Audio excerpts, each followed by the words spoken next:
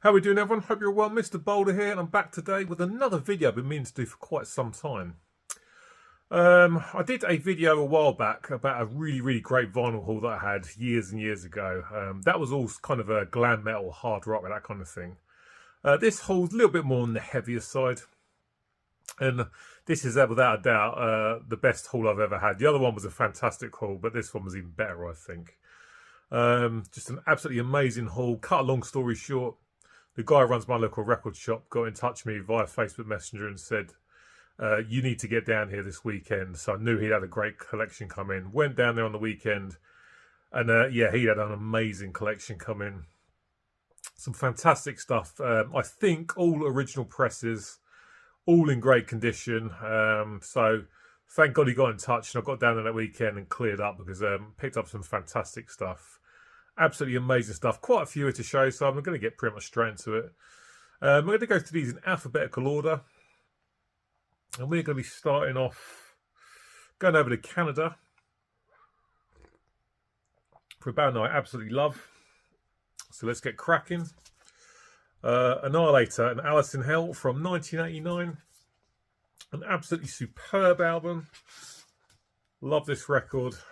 Excellent thrash. There's a printed in it with lyrics from the guys. And here we are on Roadrunner Records. Good old black vinyl as always. Absolutely amazing album. I love Annihilator. Jeff Waters, without doubt, a phenomenal guitar player.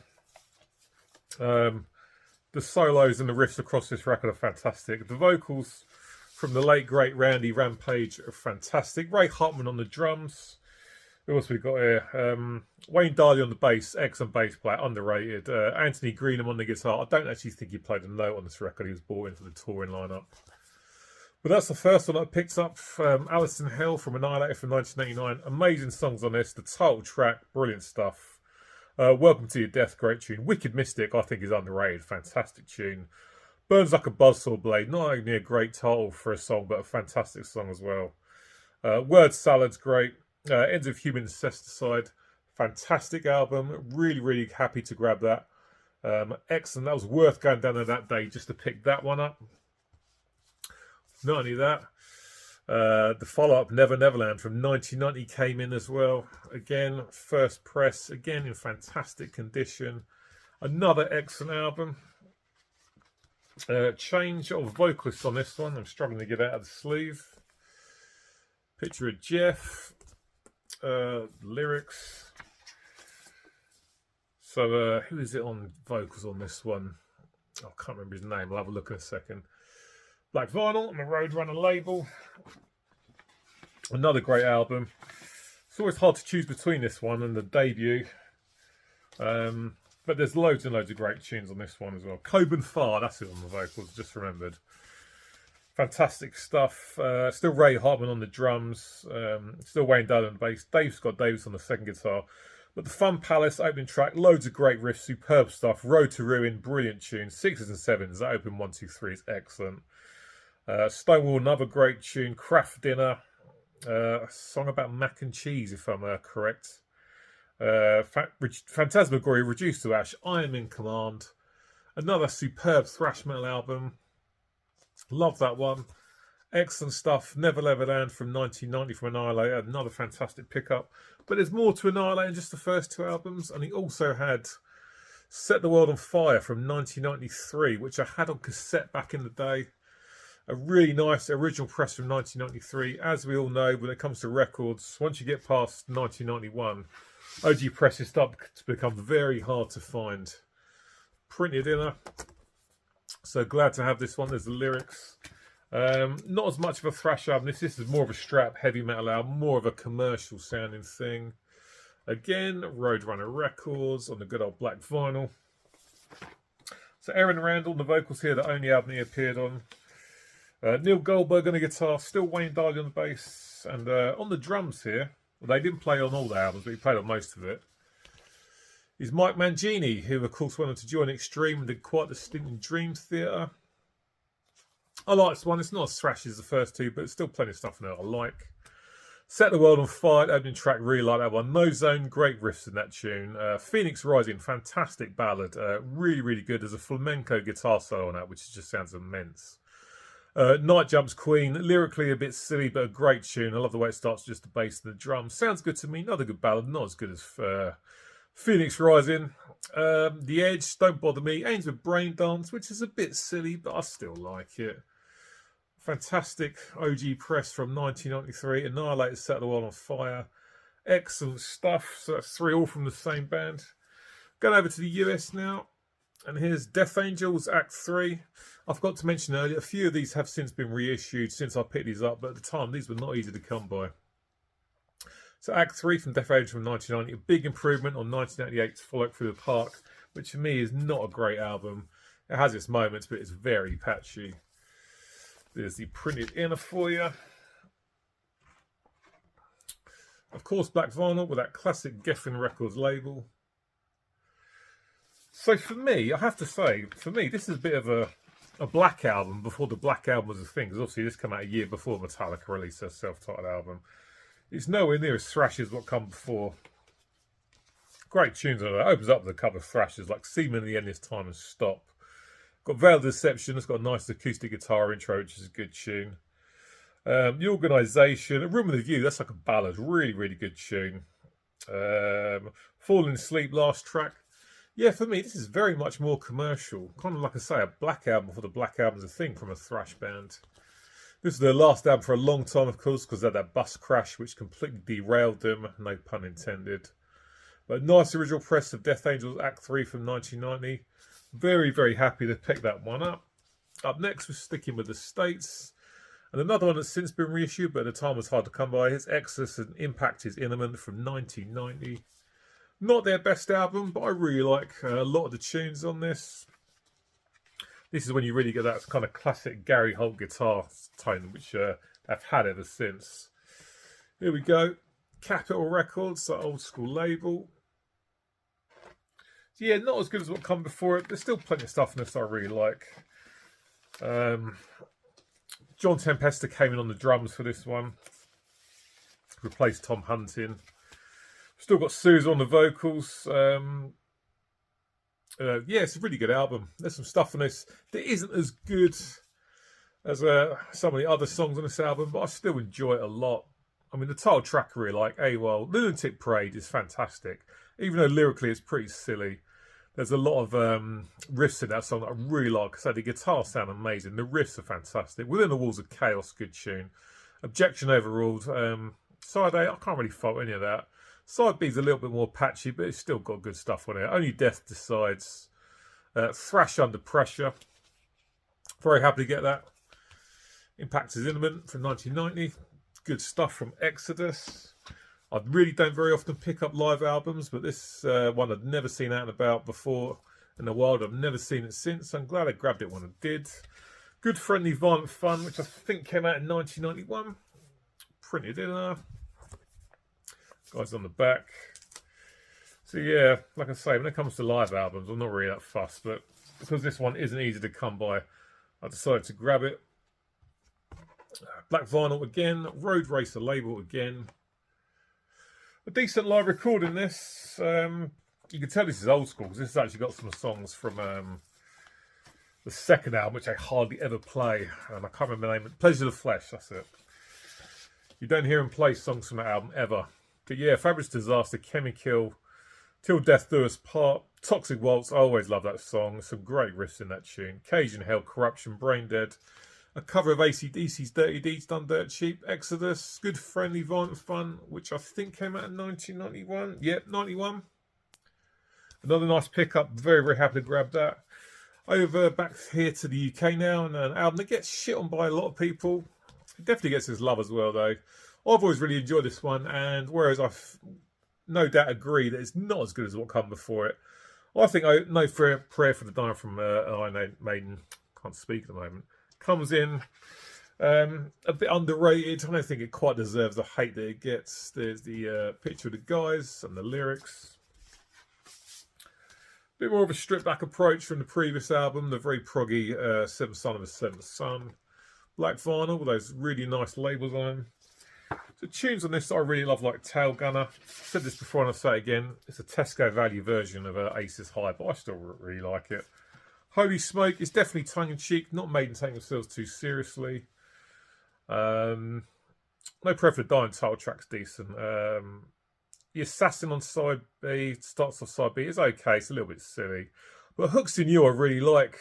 It's very sort of commercial sounding for a Maiden song. It's got some great riffs on it. The chorus is fantastic.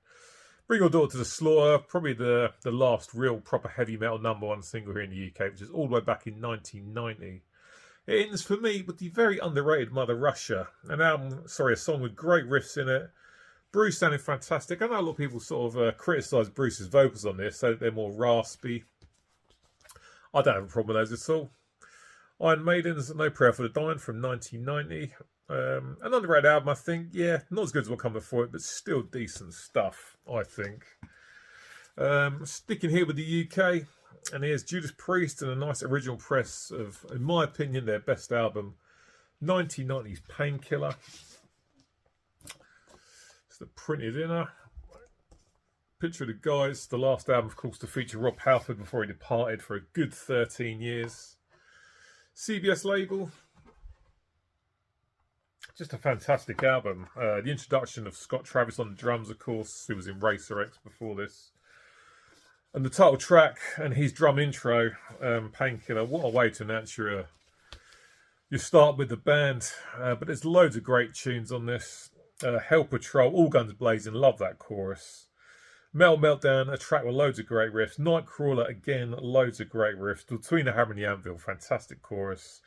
Touch of Evil, a bit more chill compared to the rest of the tunes of the album. I really like it. One Shot Glory, just a fantastic album. Again, this has been reissued since, but when I picked this up, this was not easy to come by.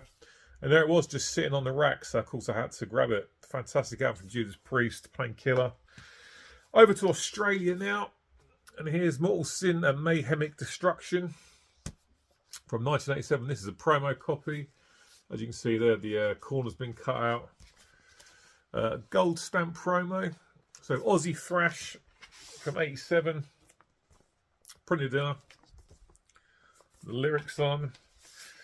Inner sleeve's a little bit beaten up, but the record's in great nick on that old school Vertigo label. It's been a while since I listened to this one, so I've got to say I can't really remember too much about it, so I need to give it more spins. But nice kind of raw sounding Aussie thrash. Women in Leather, I do remember that one, that's a good tune. Mortal Slaughter again, Into the Fire, but yeah, I won't lie, I do need to listen to this one a bit more, but very, very happy to have it in the collection. There we go, Mortal Sin's Mayhemic Destruction from 1987. Up next, Mortal Sin again, and here's Face of Despair from 1989. Upgraded production on this one. This album sounds really good. Printed inner. Once again, I've stopped saying that because they're pretty much all printed inners. And again, classic Vertigo label. Yeah, like I said, the production on this one's better. The riffs I really, really like. The guitar tone's very nice. Drums sound good. And yeah, it's a good album. I mean, I'm Immortal, the first song on this. I love that. That chorus is massive. The vocals are fantastic as well. Where are we at? Yeah. Funny hard to see the title tracks. Terminal Reward's a great tune as well. Voyage of the Disturbed. Face of Despair from Mortal Sin from 1989. Good album. And a hat trick of Mortal Sin albums, because here's Every Dog Has Its Day from 1991. Yep, more of a stripped back sound, not quite as thrashy. Still a good album though. There's the inner. This one's on a Under One Flag. There's that classic Under One Flag label. So yeah, tone down the thrash on this, a bit more on the commercial sounding side of things. And it's a good album. I like this one a lot. Again, these not easy to come by at all. But Inside Out, first track's great. From the Gutter to the Grave, great tune. Wasted Days, Behind the Lies. Rebellious Youth. Yep, another one that's difficult to come by, and I'm very, very happy to have in the collection. More of a stripped back heavy metal approach, not quite as thrash as the others, but Mortal Sins. Again, I've forgotten the title. Every Dog Has Its Day from 1991. Happy to have that. Back to the UK now. And this was a monstrous album when it came out. There's a nice original press of Paradise Lost Icon from 1993. This album was absolutely huge here in the UK at the time. These guys were huge in Germany as well. I think they were in Europe in general. There's the gatefold with a picture of the guys.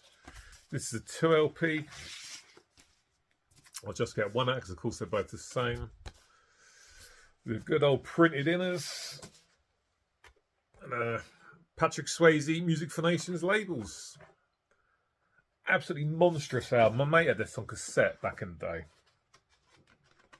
And it took me a while to get into it. I mean, he was massively more into it than I was, but a couple of years later, I started to listen to this one a lot and I absolutely love it.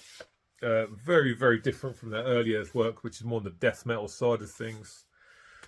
But Ember's Fire, the riffs in that are fantastic. Nick Holmes' vocals are great. Forging Sympathy, Joys of the Emptiness, Dying Freedom, Widow. I mean, it's just banger after banger. There's no bad songs. There's Colossal Rains, Weeping Words, True Belief. That's really, really dark sounding. It's just brilliant. The riffs from Gregor McIntosh and Aaron Eady are really, really good. It's just a fantastic album. There are no bad songs on it. I'm so glad to have this original press in my collection. Brilliant band, brilliant album. I know a lot of the old school fans prefer the darker stuff like Gothic from 91, but this is my introduction to them. And I absolutely love this. Paradise Lost Icon from 1993. Fantastic stuff. Paradise Lost Draconian Times from 1995. Another great album. I like Icon more, but this one's still fantastic. Again, we've got a gatefold here. Another 2 LP set on black vinyl. Once again, printed in as some nice custom looking labels there on that side. Good old Patrick Swayze Music for Nations on that side. So yeah, I like Icon better, but this is still a great album. Hello Land is a great tune. I like the piano in that. It sounds really nice. Again, an album with massive riffs. Nick Holmes, fantastic vocals. Enchantment, of course, the first track. The Last Time, that was a single I remember. Good tune. Yearn for Change, Shades of God, stuff like that. Draconian Times is another great album. Very, very happy to have this original press from 1995 in my collection. Superb stuff there from Paradise Lost. These next two were, though, without a doubt, my favourites. We're going over to Brazil now. There's Sepultura's Arise, of course, from 1991. For me, just an absolutely perfect album. I know a lot of people would give the nod to Beneath the Remains, but for me, Arise is the best Sepultura album. Absolutely fantastic stuff. This is my favourite album from 1991. The production's great. I think it's Scott Burns at Morris Sound. Yep, Scott Burns. Just superb stuff. The production sounds amazing. Everything sounds fantastic. Eagle's drums sound great. The guitars sound amazing. Max Kevlar's vocals. Road Racer pressing. The opening 2 tracks, the title track and Dead Embryonic Cells, are brilliant. But Murder, Subtraction on this, of course, are great tunes. Desperate Cry as well, track 3 is absolutely amazing. Altered State, Meaningless Movements, Infected Voice, an absolutely perfect album. So happy to have this in my collection. Fantastic OG press from 91. Sepultura's Arise, just absolutely fantastic stuff. My favourite album from 1991. Very happy to have that, and very happy to have this. The very first Sepultura album I ever heard back in 1993 is Chaos AD. Of course, changing up the style. Much more of a groove thing going on with this one. Not a thrash album, but I absolutely love this. I think it sounds great. There we go. Lyrics there. Amazing album. Yeah, when I first heard Territory, that blew me away. Absolutely superb stuff. Roadrunner Records. Once again, black vinyl, as they all are. Just a fantastic album. Yeah, I mean, it starts off with Refuse Resist. Like I say, the riffing's much more simplistic, but still brilliant. Max's vocals are great. Territory next, just such a fantastic song. I love the riffs. Slave New World, track 3, brilliant stuff. You got, and I'm probably going to pronounce this incorrectly, but KOS. That was a acoustic track, so much different. A big, bold move from Sepultura. Bartek is Godzilla, side 2, Nomad. We all know not who others. Manifest, The Hunt, Clenched Fist. Absolutely love this album. Chaos AD from Seps. A nice OG press from 1993. Love that album. Very, very happy to have this in the collection, as I am with all of these. And one last one to show, and this again has been reissued since I picked this up, but it was quite hard to come by at the time, is Testament Souls of Black from 1990, which for me is a bit underrated. I mean, it sounds like a rushed album, which it was, but it's still decent. Not as good as the ones that came before it, but I still really enjoy it. There's the inner pics of the guys. On Megaforce, there we go. Classic Megaforce labels. Yeah, so it's a good album. It's not as good as what come before it, but I still really like it. Face in the Sky is a great track. Malpractice as well is another track that I really like. The riffs, as always, from Eric Peterson and Alex Skolnick are great. Falling Fast, title track, absolutely. I love that bass intro from not Louis Clement, he's the drummer. Greg Christian, that's it. Absence of Light, One Man's Fate, The Legacy, 7 Days of May. It's a good album. Testament, Souls of Black, OG press from 1990 on Megaforce. Very, very happy to have that. And that's the last one to show in this video, this epic OG haul from back in about 2015, I think it was. So glad I got down the shop and picked these up when my mate let me know about them, because I really would have wanted to have missed out on these. I'm glad I didn't. Superb stuff. What a haul. Fantastic stuff. Good album from Testament. So there we go, guys. That is it for this video. As per usual, jump in the comment section. Let me know what you think about these pickups. I'm so happy to grab these. I mean, I've had nearly 10 years now, and the novelty still hasn't worn off. Some fantastic rare records to have in the collection, which is always nice when you grab these OGs. I'm always happy to settle for a reissue, but if I can grab an OG and grab it for a decent price when it's in great condition, I mean, everyone wants that, of course. So as always, let me know what you think about these albums that I've picked up. Always good chatting with you guys in the comment section. I should be back with you next week. So as per usual, until then, cheers, take care, and I'll see you later.